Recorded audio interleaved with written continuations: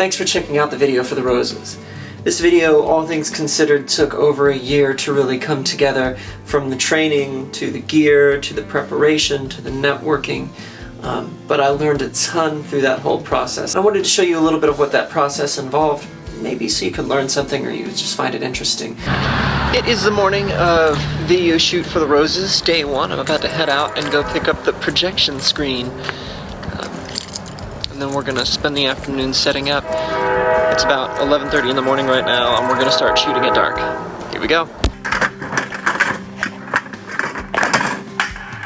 So this dresser has been in the family for a long time, so we're using it as a set piece, which means I've got to empty all my stuff out of it. And my room has been taken over by preparations for this video, so it'll be cleaned after.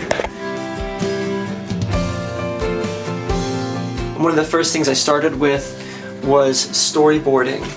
And this is all kind of the non-glamorous work that goes into this.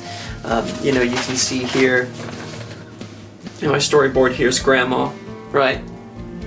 Here's kind of the visualizations I had of the different types of shots, me standing in front of the screen, 45-degree shot over my shoulder, and you can see these shots, these shots are basically exactly the way I drew them as they took place in the video. Alright, so we've got all the stuff, well, not all the stuff, kind of nearly all the stuff, but all the big stuff moved up here now. Thanks to Jeff and his truck. Say hi to the internet, Jeff. Hi. Hi. And alright, it's about a little after 1 in the afternoon. Next we gotta move up the small stuff, the camera gear, and do a couple tests in the afternoon before it gets dark a little bit after 5. Okay? I wear a lot of hats.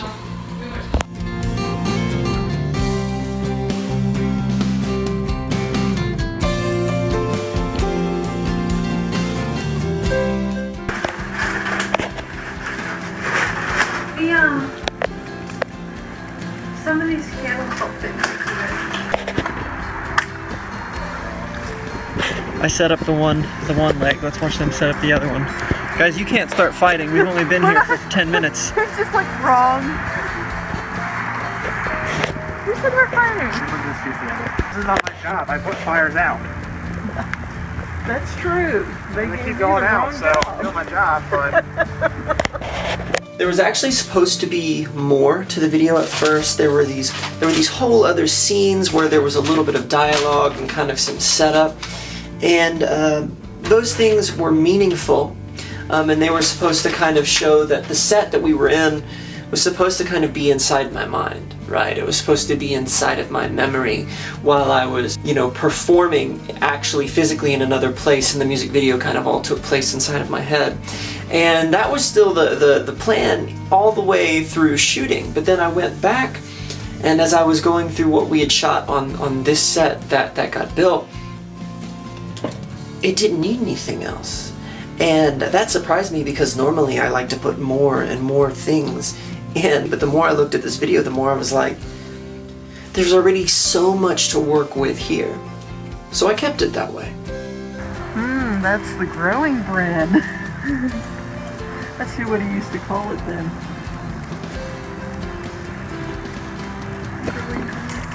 Go get the Hey Sam, do me a favor when you go home. I got gloves on a kitchen table. Okay. Bring them for Missy. All right.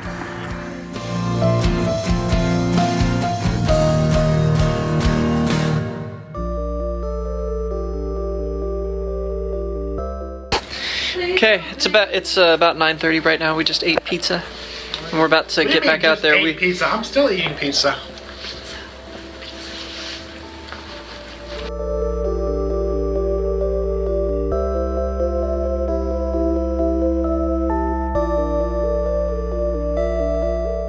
So in the months and months leading up to the shoot, I went through all this time of going through old family videos. Now my parents already wanted me to do this because we're trying to convert our family videos over to DVDs, because they're all still on tape right now, and they're like 20 years old.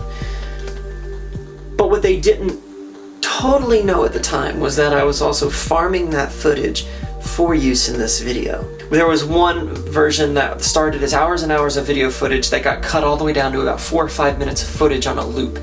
And that was just the general stuff that would always be playing on the screen. And that was a little bit inconsequential. It didn't matter what shot it came behind. Then I had to make specific chapters of, okay, here's the shots that I want behind my uncle, behind my mom, behind grandma, behind grandpa when we do their profile shots. And like I said, those profile shots were planned out in the storyboard. Another part of the preparation though was getting stuff together, was shopping. So this is one of a lot of shopping lists I think that I had. You know, just the basic TV makeup. I took Lauren and Missy out to help me pick the right makeup. Didn't get a bunch of footage of the test shoot the other night, but I have brought with me today 2 real professional girls to help me get the film makeup thing taken care of. We're good at this. Here we go. This is kind of what it's been like. No. I'm this one. Maybe this one. Can we test it? Is that something we can do here? It's what? Go to his neck. This one's way too dark. This you're one's right. good. Mine's perfect. I would just like the world to know that I am still a very manly man, even though this is in my hand.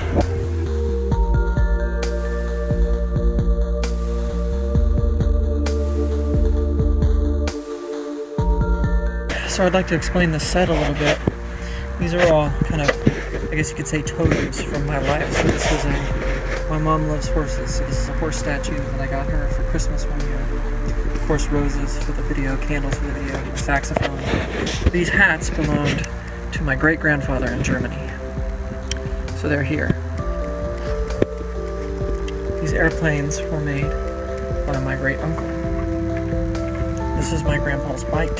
One of many. And then a lot of stuff that you typically don't think about, you know, so double-sided tape to keep things from tipping over that were sitting on the coffee table, keep candle holders from tipping over, because the night we filmed, it started out really windy.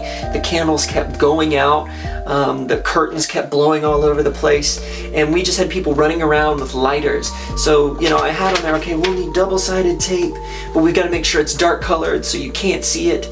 This is my great-grandfather's cane from Germany, and the plates on it represent every mountain that he climbed and every notable site that he went to.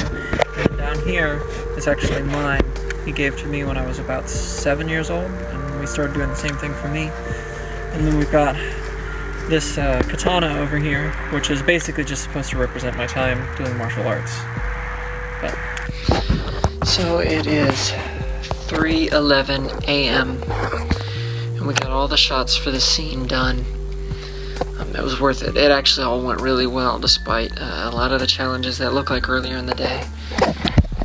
My room, dude, my entire cabinet, you can't see. My entire dresser is sprawled out on the floor, all the stuff that was on it. I mean, this is gonna, and all of our props and stuff are still kind of splayed out all over the church. It took us this long just to get it all inside. So tomorrow we gotta go back and clean it up, and then I've got to do my best to get my living space in working order, but this video is looking fantastic already, so it's all well worth it. I'm getting some sleep. Good night, everybody. So I should have taken this video when I started. There was a lot more clutter in this room an hour ago, but I'm cleaning up the church now. We've got all our set pieces and stuff in here, but it's Saturday, we have service tomorrow, so getting it all cleaned up. You can see we got some candle wax to clean up, a lot of melted and chipped pieces, camera gear out here, the tripod. I've got the footage uploading to a hard drive right now. Glide track base over there, Grandpa's bike, our lighting. I just actually moved the 2 big T-bars and put up the park hands. So this is the day after the shoot.